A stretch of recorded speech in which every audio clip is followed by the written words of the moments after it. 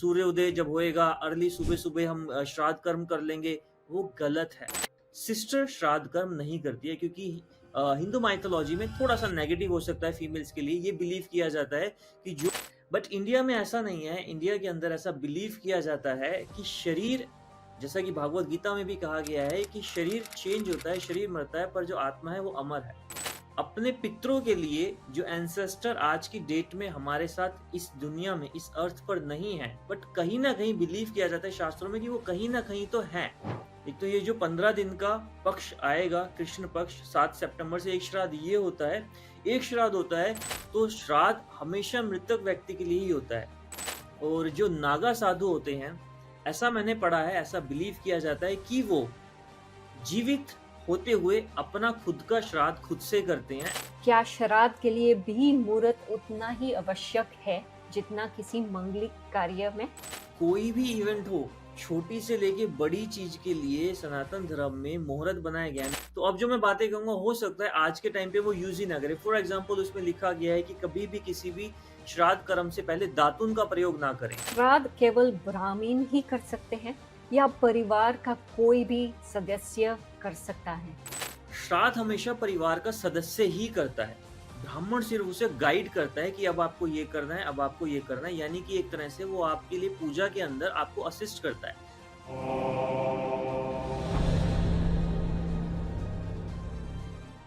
नमस्ते दोस्तों, और स्वागत है आप सबका हमारे पॉडकास्ट के इस स्पेशल एपिसोड में। आज हम बात करने वाले हैं श्राद्ध यानी पितृ पक्ष के बारे में। इस एपिसोड में हम एक्सप्लोर करेंगे श्राद्ध का मतलब और ये कैसे हम सब के लिए एक मीनिंगफुल स्पिरिचुअल प्रैक्टिस बन सकता है। तो चलिए शुरू करते हैं ये जर्नी ऑफ रिमेम्बरेंस, ग्रैटिट्यूड और स्पिरिचुअल कनेक्शन के साथ। बात करें रजत सिंगाल जी के साथ। नमस्ते रजत जी, वेलकम टू इनर हैबिट। फिर से आप कैसे हैं? नमस्कार जी, मैं बहुत बढ़िया श्रुति जी। अच्छा, मैं जिस टॉपिक पे हम बात करने वाले हैं उससे पहले मैं लोगों का आपका इंट्रोडक्शन बताना चाहती हूँ। तो आपके बारे में आप थोड़ा कुछ बता सकते हैं हमारी ऑडियंस को? Shruti, I'm basically based in India from Delhi, and I'm a astrologer और वास्तु कंसल्टेंट हूँ। एंड थोड़ा सा मुझे हिंदू हिस्ट्री जो है, सनातन हिस्ट्री जो है, I wouldn't say it's a mythology, I will say it's a history. तो इसको पढ़ने का बहुत ज़्यादा शौक है। और बचपन से ही जब मुझे किसी बात के लिए टोका जाता था, या वो कोई रिचुअल हो सकता है या किसी भी तरीके का कोई वास्तु टिप्स हो, एस्ट्रोलॉजी हो, just because of my parental background, शुरू से ही घर में वो एटमॉस्फेयर था।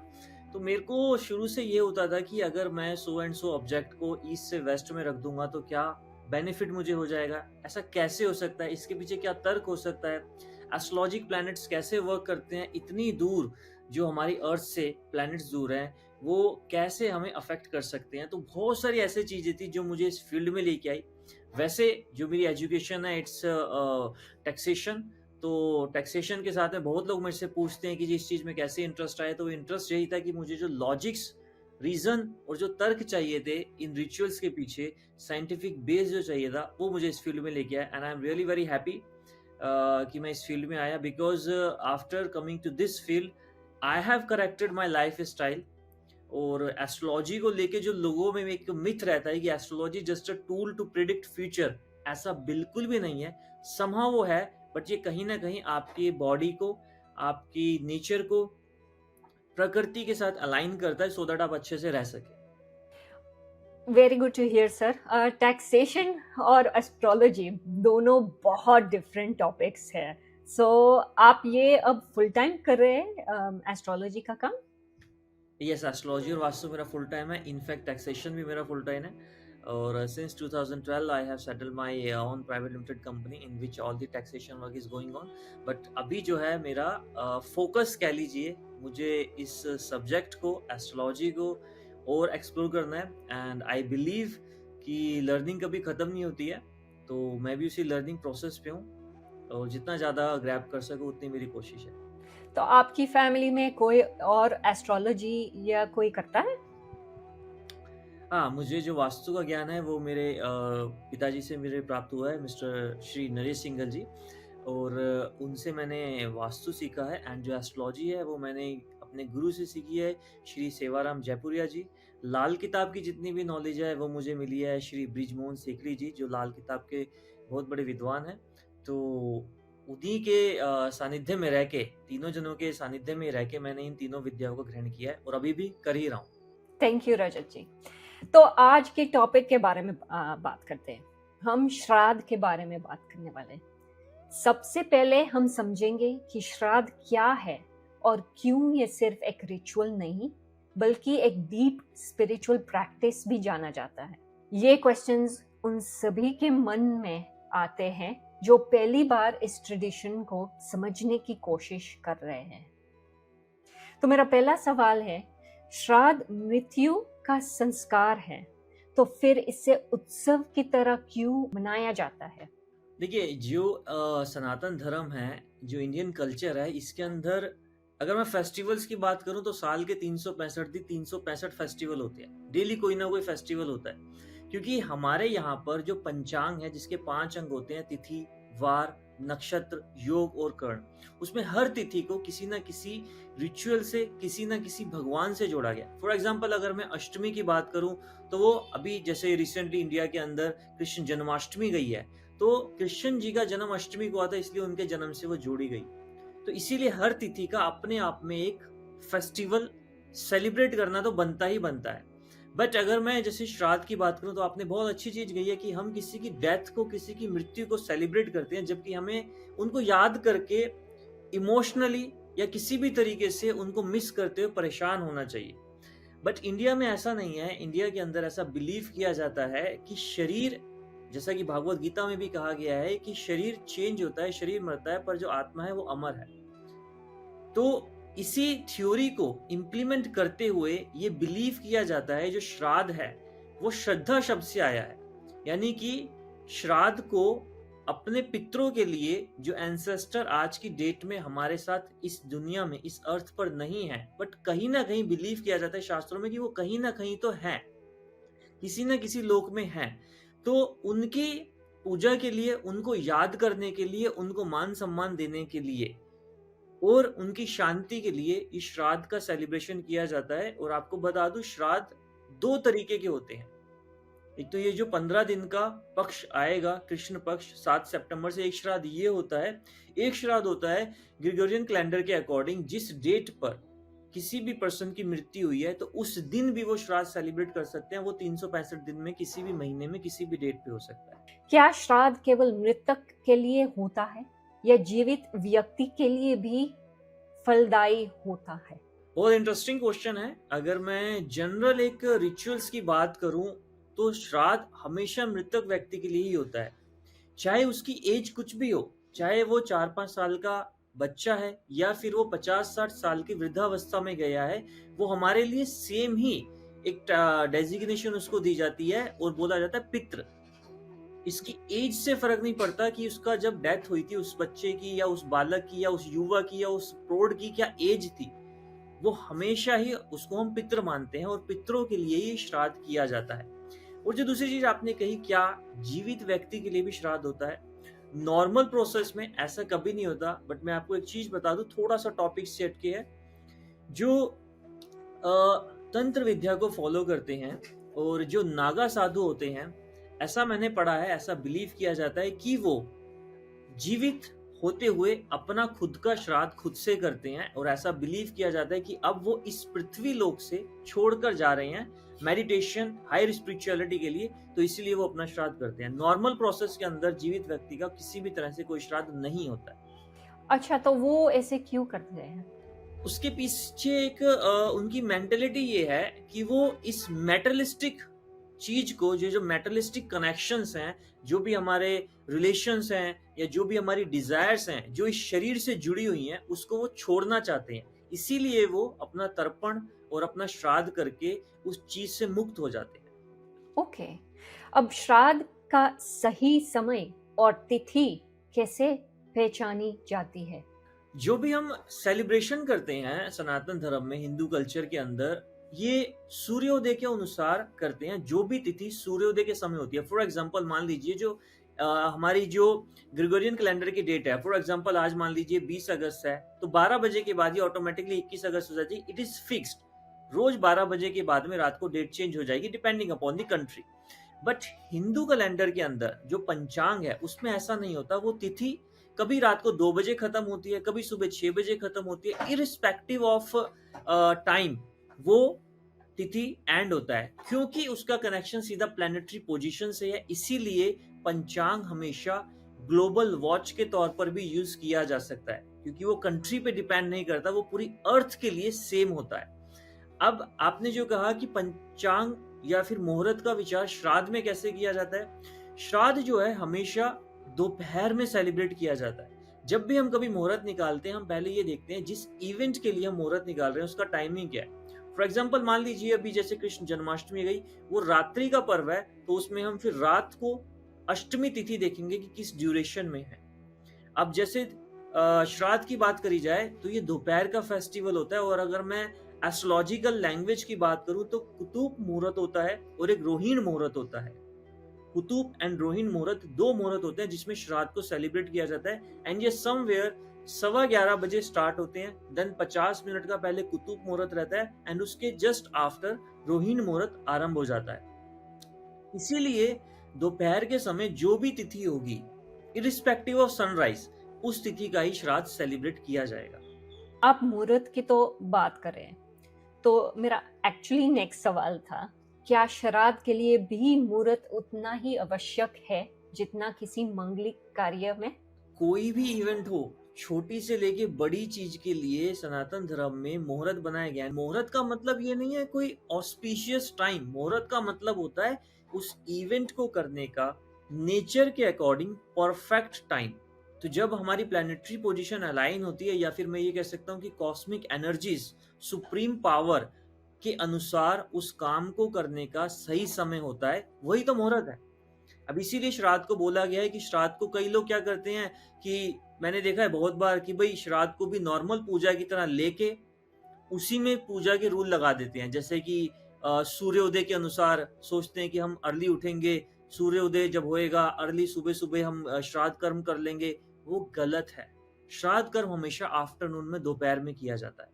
राजा जी, श्राद्ध करते समय 7 निषिद्ध बातें कौन सी है जिन्हें कभी भूलकर भी नहीं करना चाहिए?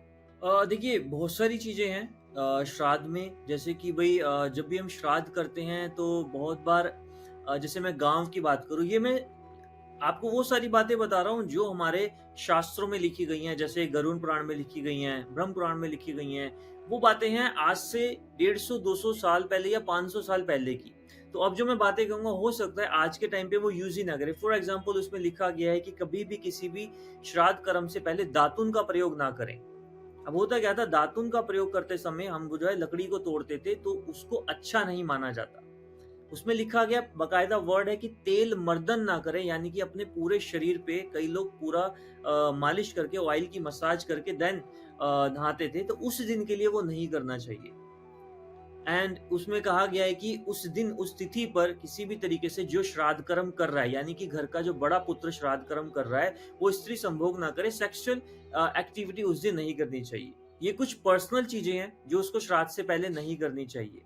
एंड इसमें ये भी बोला गया है कि उस दिन किसी भी तरीके से, क्योंकि पुराने टाइम पे लोहे की कढ़ाई में या लोहे के बर्तन में खाना पकाया जाता था, तो इस दिन लोहे का बर्तन यूज नहीं करना चाहिए, वो निषेध बताया गया है।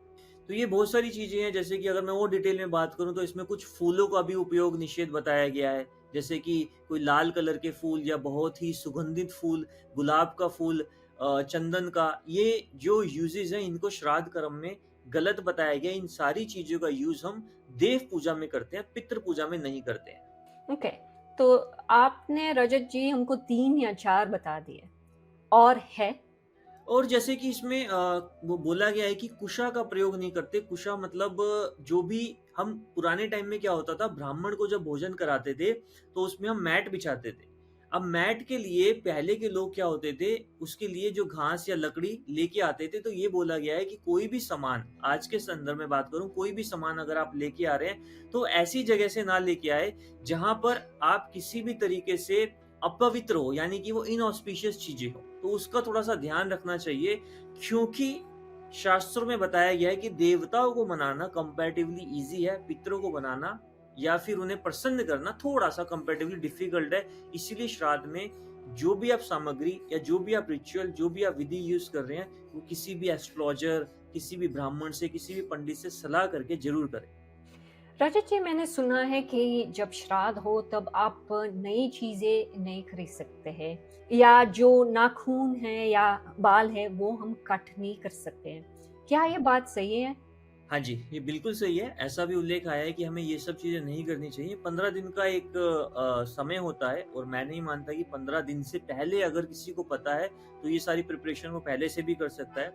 एंड इसके पीछे 2 रीज़न है। एस्ट्रोलॉजिकल रीज़न ये है कि बाल काटना, नाखून काटना, ये सारे काम सैटर्न से रिलेटेड है, अगर मैं एस्ट्रोलॉजी की बात करूँ शनि से। और इस दौरान हम शनि ग्रह की पूजा करते हैं, ना कि उसे किसी भी तरीके से पीड़ा देते हैं। और दूसरा इसके पीछे संदर्भ ये आता है, क्योंकि हम अपने एंसेस्टर्स के लिए पूजा कर रहे हैं, देवताओं की पूजा के लिए, देवताओं की पूजा की तरह इस पूजा में श्रृंगार, ब्यूटी या साज सजावट को बहुत ज्यादा प्राथमिकता नहीं दी जाती। इसीलिए भी बोला जाता है कि आपको अपने ऊपर या नेल्स, बाल या किसी भी तरह से अदर ब्यूटी प्रोडक्ट्स या अपनी ब्यूटिशियन, अपनी ब्यूटी के ऊपर ध्यान ना देते हुए, श्राद्ध का मतलब मैंने स्टार्टिंग में बताया कि श्रद्धा है। श्रद्धा अंदर से आती है, ना कि आपके शरीर से। तो आपको जो है मन से पवित्र होना है, rather than applying something on your body और समथिंग लाइक, जो अच्छा, जिसे हम आज के टाइम में आडंबर कह देते हैं, वो आडंबर नहीं करना है आपको। आपको श्रद्धा पूर्वक इस श्राद्ध का तर्पण या जो भी आप ब्राह्मणों को भोज करा रहे हैं, वो आपको कराना है। समझ में आ गया। अब हम प्रैक्टिकल एस्पेक्ट्स के बारे में बात करेंगे कि एक्चुअली श्राद्ध कैसे किया जाता है और क्या क्या इम्पोर्टेंट एलिमेंट्स हैं। तो मेरा पहला सवाल ये सेक्शन में है, श्राद्ध के प्रमुख अंग कौन कौन से हैं और उनका शास्त्रीय महत्व क्या है? देखिए, श्राद्ध के अगर मैं प्रमुख अंग की बात करूं तो इसमें 2 प्रक्रिया होती हैं। एक तो इसमें होता है पिंडदान और दूसरा होता है ब्राह्मण भोज। तो अगर मैं हिंदी मास की बात करूं, जो हिंदू मास 12 मास होते हैं, तो जो छठा महीना होता है भाद्रपद का महीना, तो भाद्रपद महीने की पूर्णिमा से ये श्राद्ध क्रम आरंभ हो जाता है। और जो उससे अगला महीना, क्योंकि हिंदू कैलेंडर में पूर्णिमा पे मंथ एंड हो जाता है, तो भाद्रपद का जो लास्ट डे है दैट इज पूर्णिमा, उसके नेक्स्ट आता है अश्विन मास। अश्विन मास में कृष्ण पक्ष की अमावस्या तिथि तक, यानी पूर्णिमा से अमावस्या तिथि तक, ये 15 दिन तक ये श्राद्ध क्रम सेलिब्रेट किया जाता है। तो इसके 2 मुख्य अंग हैं या 2 मुख्य प्रक्रिया हैं, जिसके अंदर पहला होता है पिंडदान और दूसरा होता है ब्राह्मण भोज। तो ये आपको कराना होता है और इसके अपने रूल्स होते हैं, और वो थोड़े से, मैं ये कहूंगा कि कठिन होते हैं, जिनको आपको फॉलो जरूर करना चाहिए। तो रजत जी, तर्पण क्या है? और इसमें हम दक्षिणा भी देते हैं ना? राइट। तो तर्पण क्या है? तर्पण का मतलब होता है जैसे कि अगर कोई भी आपके सगे संबंधी इस संसार को छोड़ के चले गए हैं, तो आपको वंस इन अ टाइम उनके लिए तर्पण करना होता है। तर्पण में जैसे कि 6 पिंड निकाले जाते हैं और 6 पिंड बनाकर उनके लिए अलग अलग रिचुअल के हिसाब से अलग अलग उनके जो उसका दान किया जाता है। और साथ ही साथ जो आपने दक्षिणा बोली है, दक्षिणा का पर्पस किसी भी रिचुअल में ये होता है कि अगर हमसे किसी भी तरीके से भूल चूक हो गई है, तो वे बिलीव कि उससे जो हमने पैसे दिए हैं उससे उसकी पूर्ति हो जाएगी। यानी अगर कोई भी हमसे चीज छूट गई है देना, तो जो है इसलिए हम दक्षिणा देते हैं, जिसको हिंदू शास्त्र के अंदर द्रव्य कहा गया है। तो वो द्रव्य दान होता है। तो श्राद्ध में तर्पण, पिंड दान और ब्राह्मण भोजन का क्या महत्व है? ब्राह्मण भोज कराने का मतलब ये होता है कि जब हम कभी भी किसी देवता को या पितरों को हम कुछ भी चीज पहुंचाना चाहते हैं, तो हम बहुत माध्यम से कराते हैं, जैसे यज्ञ के माध्यम से। जब भी हम भगवान का आह्वान करते हैं, देवी का आह्वान करते हैं या किसी देवता का आह्वान करते हैं, तो हम यज्ञ करते हैं और हम मानते हैं कि अग्नि के अंदर जो भी हम चीज़ की आहुति दे रहे हैं, वो भगवान तक पहुँच रही है। इसी तरीके से ये बिलीव किया जाता है कि जिस तिथि को, जिस एंसेस्टर की मृत्यु हुई है, उस तिथि को अगर हम ब्राह्मण को भोज कराते हैं, जैसे मान लीजिए मेरी दादी है, अगर उनका श्राद्ध करना है तो मैं किसी पंडिताइन यानी कि फीमेल ब्राह्मण को बुलाऊंगा, और अगर कोई मेल है तो उसके लिए मेल ब्राह्मण को बुलाया जाएगा और उस दिन उनको भोजन कराया जाएगा। उनको कुछ वस्तुएं होती हैं, जैसे कि एक लकड़ी की, जिसको हम चारपाई बोलते हैं या खाट बोलते हैं, वो दी जाती है। उसके साथ में उनका उसका बेडशीट वगैरह दिया जाता है। कुछ उन्हें एक पहनने के लिए कुर्ता या पजामा और कुछ दक्षिणा और कुछ और वस्तुएं होती हैं जो दी जाती हैं, और ऐसा बिलीव किया जाता है कि जो भी हम वस्तु ब्राह्मण को दे रहे हैं, वो सारी चीज हमारे पितरों तक पहुंच रही है। ये पूरा एक श्राद्ध क्रम का एंटायर प्रोसेस होता है, जो कि हमें एक उचित मुहूर्त के अंदर करना चाहिए। रजत जी, क्या श्राद्ध केवल ब्राह्मण ही कर सकते हैं या परिवार का कोई भी सदस्य कर सकता है? श्राद्ध हमेशा परिवार का सदस्य ही करता है। ब्राह्मण सिर्फ उसे गाइड करता है कि अब आपको ये करना है, अब आपको ये करना है, यानी कि एक तरह से वो आपके लिए पूजा के अंदर आपको असिस्ट करता है। श्राद्ध कर्म हमेशा परिवार का कोई सदस्य ही करता है। जैसे अमूमन अगर मैं बात करूं तो पिता का श्राद्ध जो होता है ज्येष्ठ पुत्र यानी कि बड़ा पुत्र करेगा। किसी भी रीजन से अगर वो पुत्र है नहीं, उस जगह पे अवेलेबल नहीं है, फॉरेन सेटल हो गया है, बीमार है, श्राद्ध कर्म करने के लिए एलिजिबल नहीं है, तो फिर उनसे छोटा पुत्र कर सकता है। अगर छोटा पुत्र भी नहीं है तो फिर उनकी वाइफ कर सकती है, बट सिस्टर श्राद्ध कर्म नहीं करती है, क्योंकि हिंदू माइथोलॉजी में थोड़ा सा नेगेटिव हो सकता है फीमेल्स के लिए। ये बिलीव किया जाता है कि जो भी फीमेल जिस घर में जन्म लेती है, वो उस घर से बिलोंग नहीं करती, क्योंकि एक ना एक दिन उसे शादी करके दूसरे घर जाना होता है और वो वहां के रिचुअल्स को कैरी फॉरवर्ड करती है, यानी कि वो वहां के श्राद्ध कर्म में या किसी भी चीज में पार्टिसिपेट करेगी। वो अपनी जो मैटरनल साइड है वहां पर पार्टिसिपेट नहीं करती। तो ये श्राद्ध हमेशा फैमिली मेंबर ही करता है, और अगर किसी की संतान नहीं है या किसी ने शादी नहीं करी है, तो उसका श्राद्ध कर्म उसका छोटा भाई या उसका बड़ा भाई भी कर सकता है। तो ऐसा उल्लेख शास्त्रों में ये बताया गया है। हाँ, तो अगर किसी की फैमिली में सिर्फ बेटियां है तो एक्सटेंडेड फैमिली करते हैं। Yes, right right. ओके। अगर किसी कारण से व्यक्ति श्राद्ध ना कर पाए तो क्या उसका कोई विकल्प है? नहीं, अगर श्राद्ध तो एवरी ईयर आता है। तो वैसे अगर मैं बात करूं, जो क्या कहते हैं, गरुड़ पुराण में बताया गया है कि पूरे साल के अंदर आपको 96 ओकेजन्स मिलते हैं जिसके अंदर आप श्राद्ध कर्म कर सकते हैं।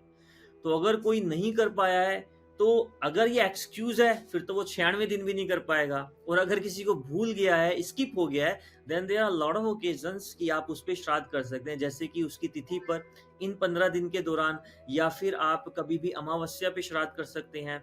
तो बहुत सारे दिन बताए गए हैं जिस पर आप श्राद्ध कर सकते हैं। उसमें अगर किसी तरह से वो रह भी गया है तो आपके पास में बहुत सारे मौके हैं। विदेश में रहने वाले लोग पितृ पक्ष में श्राद्ध कैसे कर सकते हैं? हाँ, विदेश में थोड़ी सी डिफिकल्टीज आती है। मोस्ट ऑफ द टाइम मैंने ये सुना है, जब भी किसी को कंसल्ट करते हैं हम, कि इंडिया के अंदर जैसे कोई भी चीज पूजा के दौरान जल प्रवाह जरूर करी जाती है, जो कि बाहर विदेश में पॉसिबल नहीं होता। अगर वहां पर किसी भी रिवर में जल प्रवाह करने जाएंगे तो फिर हैवी पेनल्टीज हैं और पनिशमेंट भी है। तो वहां पर बहुत सारी रेस्ट्रिक्शन आ जाती हैं। ये भी रेस्ट्रिक्शन आ जाती है कि वहां पर इतने रिचुअल्स फॉलो करने के लिए कोई भी गाइडेंस नहीं है, ब्राह्मण नहीं है, पंडित नहीं है। एंड आजकल बहुत सारी ऑनलाइन फैसिलिटीज भी अवेलेबल हो गई हैं। मैंने बहुत बार देखा है कि एक बड़ी सी स्क्रीन लगी होती है, इंडिया में बैठ के कोई ब्राह्मण जो है उस क्रिया को और उस प्रक्रिया को पूरा कर रहे होते हैं, और वहां पर सारे जो भी फैमिली मेंबर्स हैं उसको किसी भी डिजिटल गैजेट्स के थ्रू सुन रहे होते हैं, और जैसे जैसे उनको बताया जाता है वो उसको फॉलो करने की कोशिश भी करते हैं। तो there are various ways, but अगर आप फिर भी किसी भी तरीके से बाहर श्राद्ध कर्म कर रहे हैं, तो उसमें 2-3 चीजें हैं जो मैं आपको बोलना चाहूंगा, वो जरूर कीजिए, जो कि इजी हैं। किसी भी पीपल के पेड़, जो बैनियन ट्री होता है, आप, क्योंकि वो बिलीव किया जाता है कि अगर आप पीपल के पेड़ पे जल दे रहे हैं, एंड जल के अंदर काले तिल, if I am not wrong, जो सिमिनिन सीड्स होते हैं ब्लैक कलर के, उसको आप डालकर आप श्राद्ध के दिन वो जल दीजिए। और जो भी आपके एंसेस्टर्स हैं, आप उनका आवाहन कीजिए, उनको याद कीजिए, जो भी उन्हें वस्तु प्रिय थी, जो भी उनकी चीज पसंद की थी, खाने की मैं यहाँ बात कर रहा हूँ, जो भी उन्हें खाने में पसंद था, वो खाना आप किसी भी ब्राह्मण को, गरीब को नहीं, किसी भी ब्राह्मण को, जो मंदिर होगा वहां पर, जो भी हिंदू मंदिर है वहां पर आप उन्हें दे के आ सकते हैं।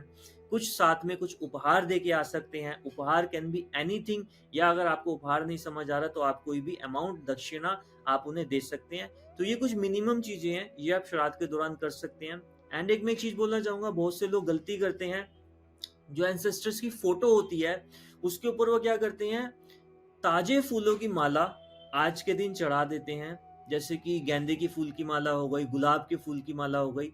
ये जो है देवताओं के लिए होती हैं। इन पुष्पों का, इन फ्लावर्स का यूज नहीं करना चाहिए। इंडिया के अंदर तो ब्राह्मण होते हैं तो वो खुद ही सामग्री ले आते हैं, बट जो भी लोग ये पॉडकास्ट बाहर देख रहे हैं तो वो माला को, वो हार को, उसको अवॉइड करना चाहिए। रजत जी, ये थोड़ा अलग सवाल है।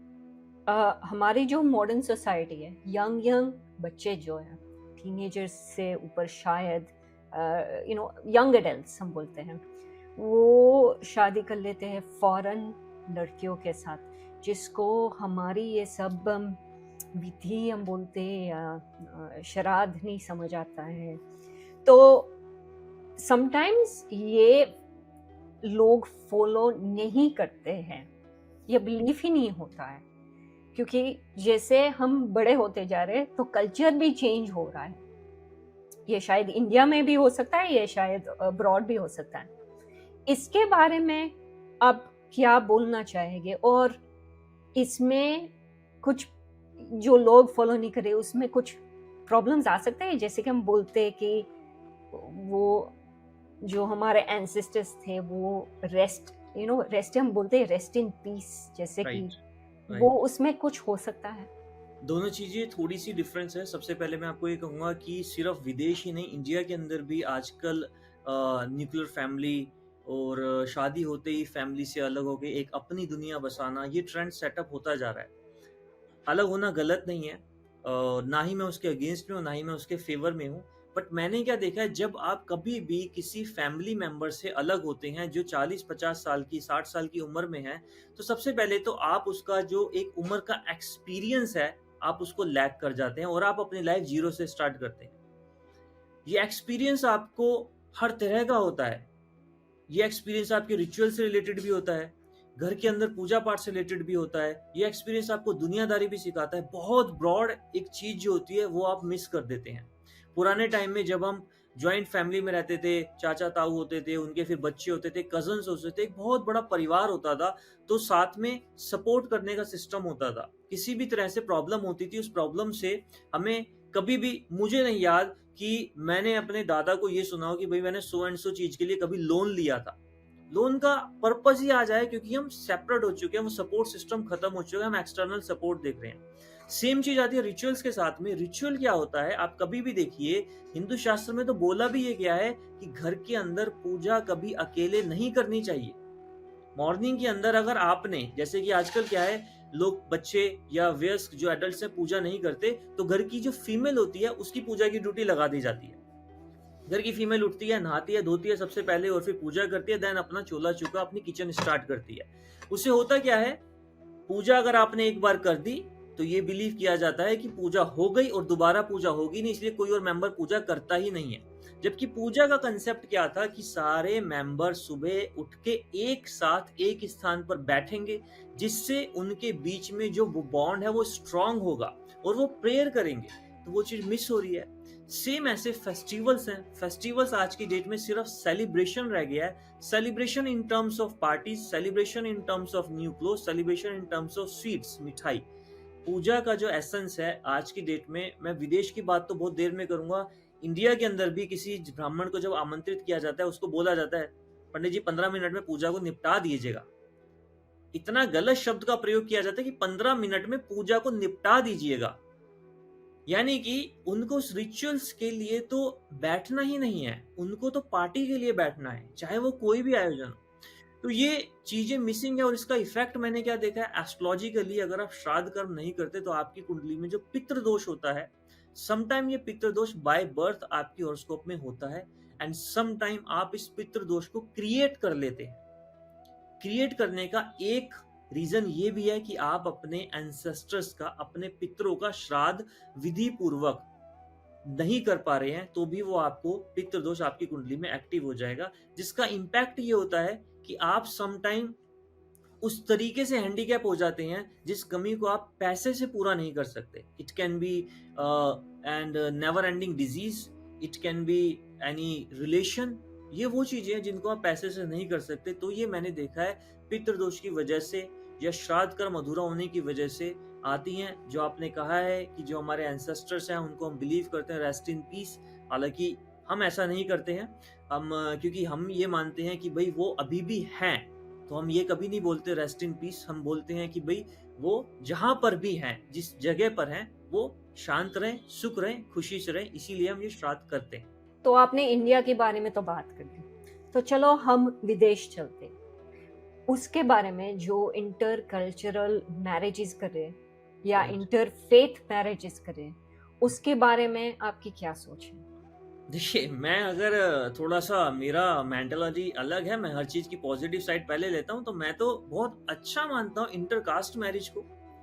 दो रिचुअल्स, दो रिलीजियस, दो चीजों का संगम हो रहा है, तो हमें उनका कल्चर जानने को मिल रहा है, उन्हें हमारा मिल रहा है। आई एग्री कि भाई किसी ना किसी तरीके से रिचुअल्स को सेलिब्रेट करने में डिफिकल्टी होती है, बट अगर जब भी कभी भी किसी दो संस्कृति का, किसी भी दो धर्मों का जब समावेश होता है, तो चीजें अच्छी हो सकती हैं अगर आप पॉजिटिव हैं। आप अपने रिचुअल सेलिब्रेट कीजिए, अपने रिचुअल सेलिब्रेट कीजिए, ये भी हो सकता है।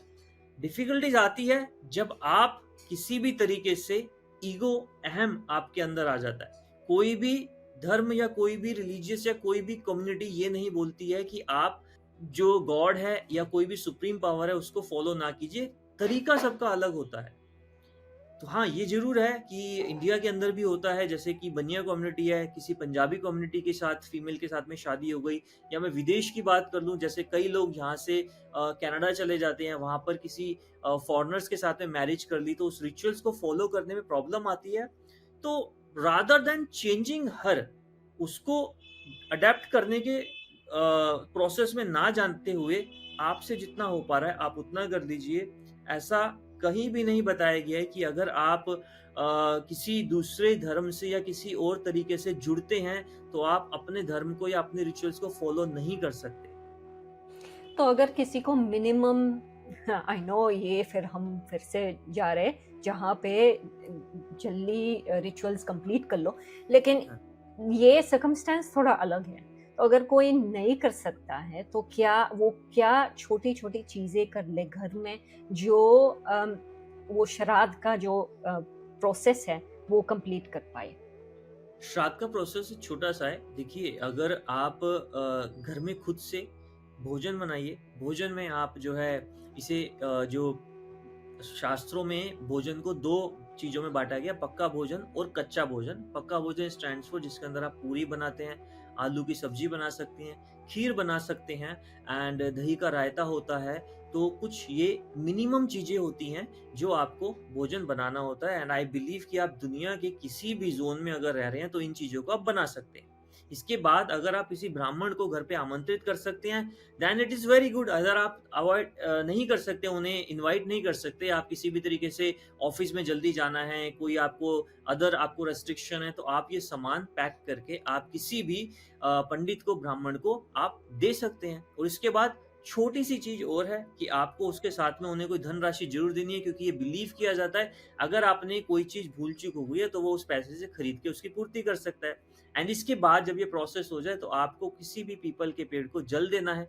एंड जब भी आप क्या कहते हैं ये भोजन कराते हैं, तो आपको इंडिया के अंदर तो क्योंकि पंडित जी से ब्राह्मण जो है करवा देते हैं, बट आप खुद से जो है भोजन को उसके बाद में गाय को, जैसे आपने ब्राह्मण को भोजन कराया तो आप काऊ यानी गाय को, क्रो यानी कौवे को, आउंस यानी चींटियों को, एंड पीपल के पेड़ पे, और कुत्ते को, डॉग को, इन 5 चीजों को जो मैंने आपको बताई है, इन 5 को भी आपको वही चीज कुछ ना कुछ अमाउंट, कुछ ना कुछ क्वांटिटी उन्हें खिलानी होती है, तो आप उन्हें ऑफर कर दीजिए। और ये सारी ही जो है इजिली आई बिलीव कहीं ना कहीं मिल जाएंगी, और नहीं भी मिल पाती है तो जितना आप कर सकते हैं आप उतना कर लीजिए, उसमें कोई प्रॉब्लम नहीं होती।